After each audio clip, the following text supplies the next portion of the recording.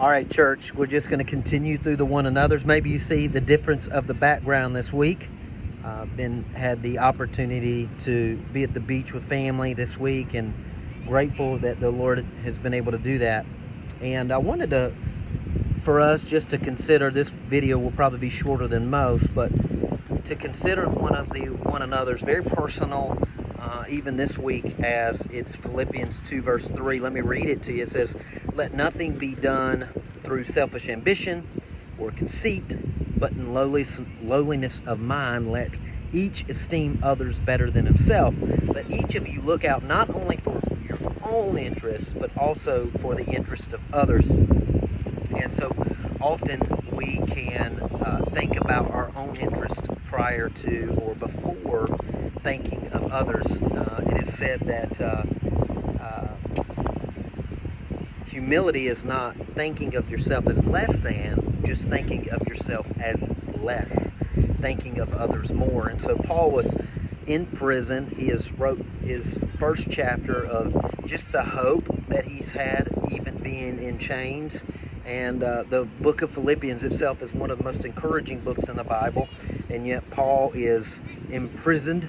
And so we think about that as looking at his circumstances and not allowing his circumstances to determine his thoughts towards others and his thoughts towards the Lord. And then he writes, "Let nothing be done through selfish ambition or conceit, but in lowliness of mind, let each esteem others better than himself. Let each of you look out not only for his own interest, but also for the interest of others."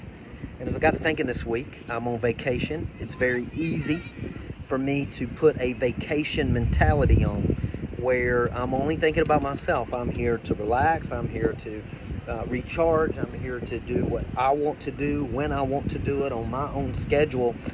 And so even the presence of being on vacation can lead myself, I can't talk about anybody else, is to esteem myself better than I esteem other people. And so even yesterday I was having that thought, just because I'm on vacation doesn't mean that I need to stop serving. I was reading in the book of Job and also in Corinthians, and just thinking about, our mentality of being on vacation, sometimes even at home, getting fed up or getting tired or getting burnt out, and spending our time only considering ourselves or what we want to do when we want to do it. So the challenge this week is to continue a servant mentality.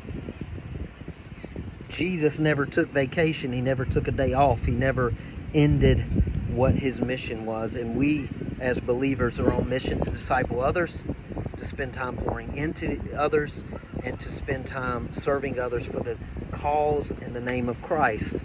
Have you taken a spiritual vacation? That would be a good question for each of us to answer, and even a question for me to answer this week is, just because I'm on vacation doesn't mean that I can't minister to the family around me. Doesn't mean that I can't serve my family. Doesn't mean that I can't minister to those on the beach under a different umbrella, or even while we're out playing mini golf or doing something else. Will we stay spiritually ready to minister to those around us, even if we're on vacation? Will we not be on spiritual vacation? And God can keep us. He fills us. He gives us a spirit, the Holy Spirit overflowing in us, so that we never tire or weary of ministering and loving on others. So that's the challenge this week. Let nothing be done through selfish ambition. Don't be being selfish in what you do, but be lowliness of mind. Be humble in mind, and esteem others around you, maybe in your workplace, maybe even if you're on vacation. And let's not look out for our own selves or our own interests, but also for the interest of others. Blessings. Hope this has been enjoyable to you, and it's a blessing to you, and it's challenging. We should take that word to challenge us to minister and be ministered to. Blessings.